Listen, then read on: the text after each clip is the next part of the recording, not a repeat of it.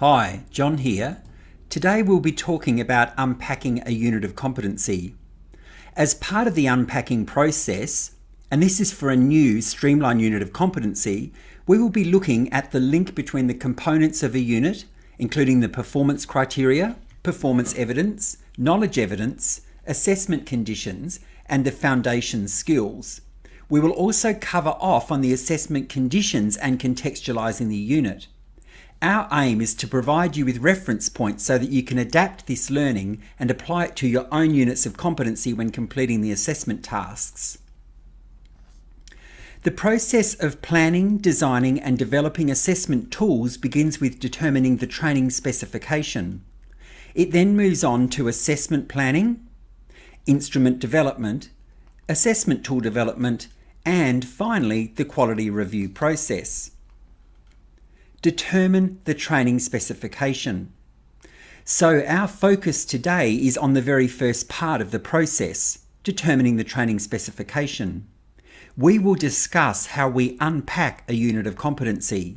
We will interpret the requirements of all components of the unit so that we are clear on what they are asking of us, including the performance criteria, performance evidence, knowledge evidence, assessment conditions, and foundation skills. Step 1. Collect relevant documentation. Your units of competency will be in either the new streamlined format or the older style format units. Units in both formats have elements and performance criteria. However, the older style units refer to required skills and required knowledge instead of performance evidence and knowledge evidence. They will also contain an evidence guide and a range statement and employability skills instead of foundation skills. You will need to download all the relevant documentation. If your unit of competency is in the new streamlined format, you will need to download the unit of competency, the assessment requirements, and the companion volume from the TGA website. So this is the TGA website homepage. You'll find your information in the section National Register for VET. VET benchmarks for assessment. At the unit of competency level, for a new streamlined unit, you'll need to be familiar with the unit itself as well as its assessment requirements. The assessment requirements document contains information on performance evidence, knowledge evidence, and the assessment conditions that must be met.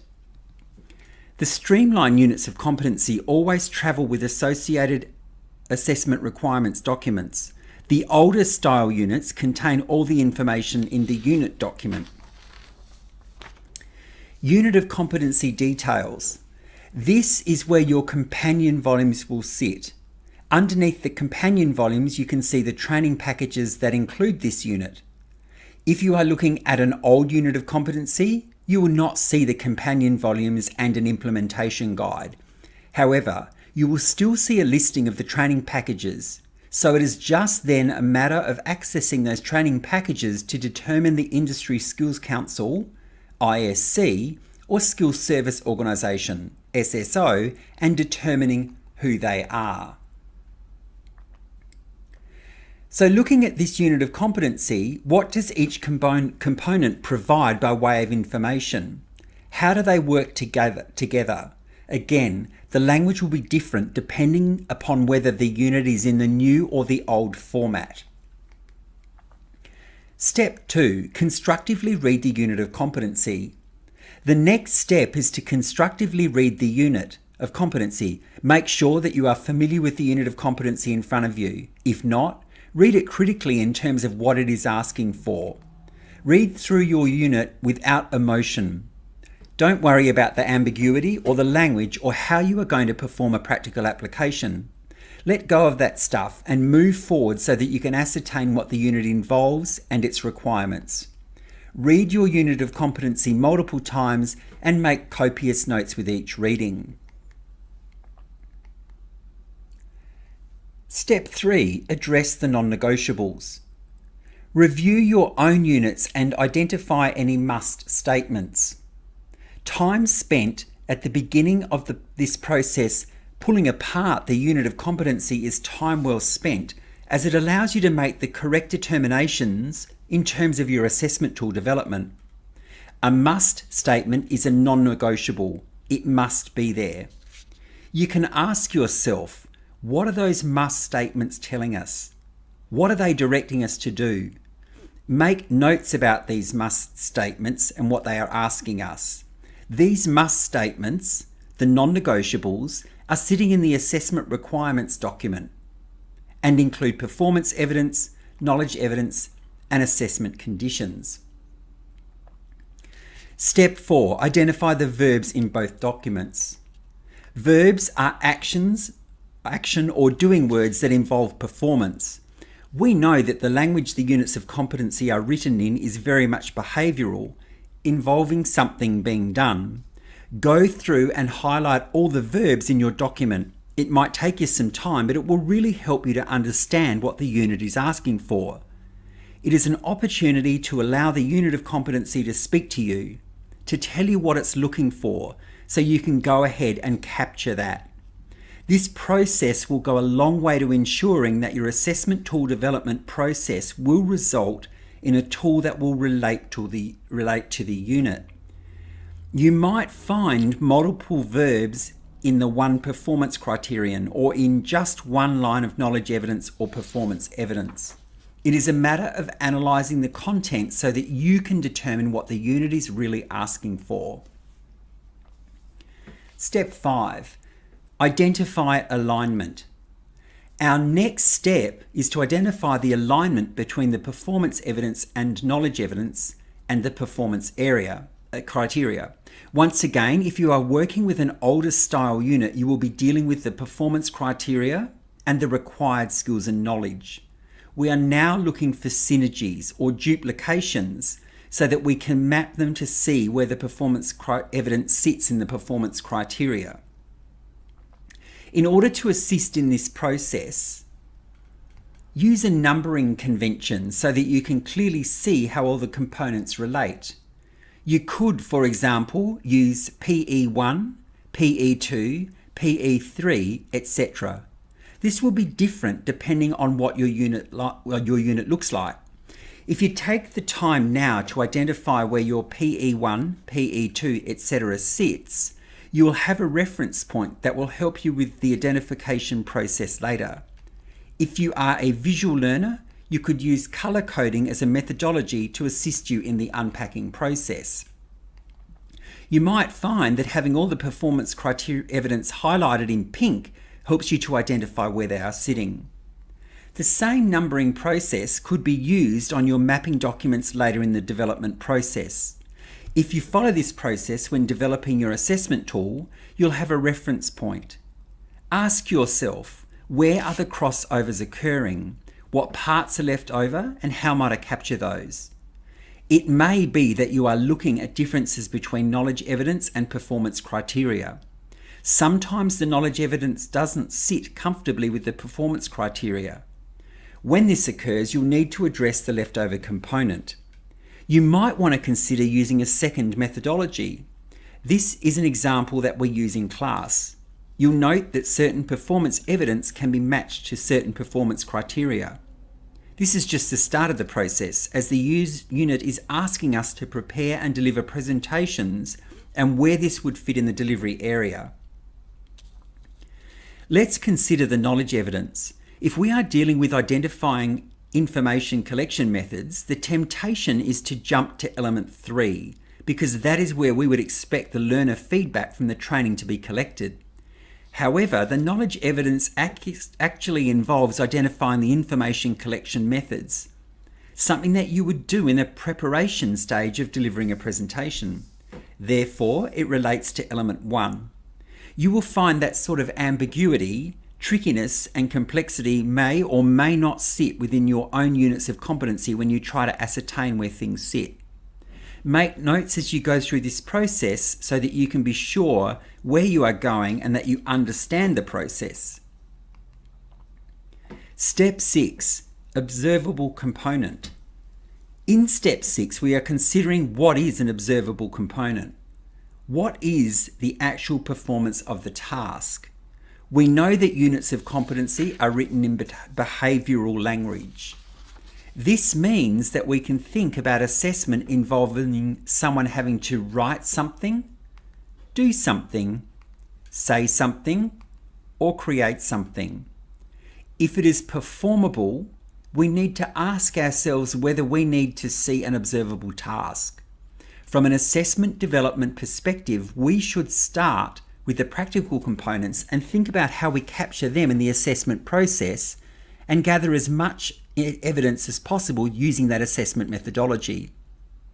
If the candidate is creating something, you don't necessarily have to watch the creation process. Instead, you could, for example, have a product review at the end of the process so that you can ascertain the quality of what they have produced. If they have to say something as part of the performance of the task, you would need to consider how to record that process. You might not need to make an actual recording. For example, you could use an observation checklist that contains observation checkpoints that allow you to record that the candidate has covered off on specific measurables. You need to ensure that your documentation sufficiently collects the evidence that has been demonstrated. Step 7. Interpret foundation skills. Having considered that which the candidate needs to have performed, we will now look at the foundation skills. It is important to note here that foundation skills do not always present the same way. If you are dealing with an older style unit of competency, you will be dealing with employability skills instead of foundation skills. Essentially, the rules are that if the skills are listed explicitly, you will need to identify them in your mapping. For instance, if there is a grid that contains foundation skills, that needs to be shown when you perform your mapping. It may be that the skills are implicit or embedded within the unit of competency, in which case you need to tease them out so that you have an understanding as to what sort of task you could create. As foundation skills appear differently, there is no one-size-fits-all approach to dealing with them. We know that foundation skills are comprised of the 5 core skills from the Australian Core Skills Framework and the 3 core skills for work. They sit around the skills, knowledge and attitude of a person who is competent. Outside that sit the dimensions of competency, and the foundation skills also have an impact at this level. Foundation skills format. Foundation skills can be represented in a unit of competency in a number of ways. They can be in a table, or they can be implicitly or explicitly represented in the unit. Foundation skills table. If the foundation skills are tabled, you should refer to that table for specific detail. The table will tell you which performance criteria need to be addressed in a specific way, and that will be relative to the assessment methodologies that you would use. For example, if oral communication is identified around the word discuss, that would mean that an oral conversation would have to take place. In this instance, email would not be acceptable, and nor would a written piece of text suffice. If the foundation skills are implicit, you might want to utilize your trigger words glossary to help you to decipher how the foundation skills sit within your unit of competency. If the foundation skills are explicit, they might be identified within the text. They can be quite prescriptive in terms of how to communicate. For example, it might have to be speaking, oral communication. So how do you flesh out the foundation skills that are embedded in the unit of competency and the assessment requirements? In the past, we have seen mainly a gridded version of the foundation skills.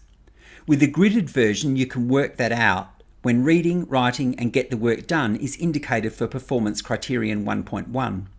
You would then make notations against performance criteria 1.1 that they are the requirements that sit around it. You would then make sure that you give yourself the opportunity to, for instance, look at performance criterion 1.4 to identify that that is an oral communication requirement and to make sure that it is picked up. That consistently sits with the idea of interacting with others and getting the work done.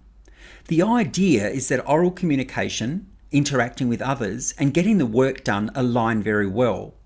If you look at the table, you see that performance criterion 2.3 has oral communication associated with it, but it does not include interact with others. For most of the other performance criteria that have oral communication associated with them, they also include interact with others. Again, you would not make these notations alongside the performance criteria. You would make these notations alongside the performance criteria so that you have a point of reference. If the foundation skills are tabled, you need to ensure that your assessment clearly aligns to the tabled foundation skills, and you would map them accordingly. Foundation skills assessment methods. You need to consider what methods of assessment would be valid to ensure that you are assessing whether the foundation skills are present within the unit. You need to consider whether a reading, writing, or numeracy component would be part of that, and if so, what would that look like? You need to look at the world through that filter. You could be looking at a different table. For example, it could be an ACSF representation with alignment to particular levels, in which case you would need to look within the ACSF guide for the appropriate methodologies for assessment of those levels. Step 8, assessment conditions. Now that we have covered foundation skills, we need to consider the requirements outlined in the assessment conditions. The assessment conditions are sitting in the assessment requirements document, which is separate from the unit of competency. Assessment conditions can vary from being 3 lines to 2 dot points to a number of pages, depending on the unit of competency. You need to think about what is mandatory, about what is non-negotiable, and about what must occur within those assessment conditions. If something must be done in those assessment conditions, you need to be sure that you are meeting those requirements. You should be clear about the assessor requirements. What do the assessors need to be able to assess? What needs to be provided for the candidate? Your unit may be quite specific in this area. For example, a cookery unit might stipulate the use of a certain knife, spoon, or whisk. Certain pieces of machinery might need to be provided, in which case you should consider the specific language used around the assessment conditions and make sure that all those conditions are met. Again, they must be mapped. Step 9, contextualize. Our next step is contextualization of the unit of competency. Ask yourself, what contextualization is required for the candidate or candidates? What would that look like? How can you make it context specific for the candidates while not compromising the unit of competency? The integrity of the unit of competency needs to remain intact. Contextualization might involve company procedures, industry or organizational requirements. If assessment is being conducted on site, it could involve the work health and safety regulations that sit around it. If you are doing industry work, you might be utilising templates from that industry which need to be modified to meet the unit of competency requirements. You need to be speaking the language of those in that industry without compromising the integrity of the unit of competency. You would also need to think about organisational structure and what sits around that. In terms of contextualisation, you would be speaking in terms of the terminology of the positions within an organisational structure, not in terms of the person who sits in that position. Contextualisation could involve the candidate having the ability to see that structure such that, should the people who sit in those positions change, they can still see the structure that remains. It is a matter of just giving that clarity. You might have the constraints of shift rotations, so contextualisation might mean that you need to consider that. Contextualisation could revolve around licensing requirements. There could be many versions of contextualisation. We also need to consider that units are transferable.